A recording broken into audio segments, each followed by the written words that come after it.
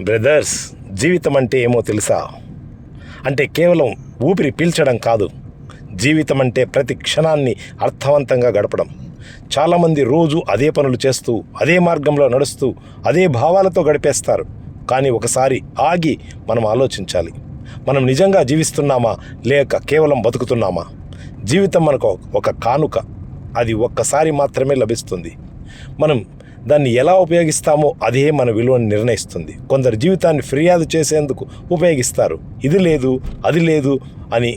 కొందరు జీవితాన్ని స్ఫూర్తిగా మార్చేస్తారు. ఇది కూడా నేర్చుకునే అవకాశం అని. జీవితం అంటే ప్రయాణం. ఆ ప్రయాణంలో ఎత్తులు, పల్లాలు ఉంటాయి. ప్రతి తడబాటులో ఓ పాఠం ఉంటుంది. విఫలం అయినప్పుడు మనం నేర్చుకునే పాఠమే మన విజయానికి బలమైన మెట్టు అవుతుంది. కాబట్టి విఫలాలను భయపడకండి, దానిని ఒక అనుభవంగా స్వీకరించండి. జీవితం అంటే ప్రేమ, కృతజ్ఞత మరియు సేవ. మనం ఇతరుల కోసం ఏదైనా మంచి చేయగలిగితే మన జీవితానికి అర్థం వస్తుంది.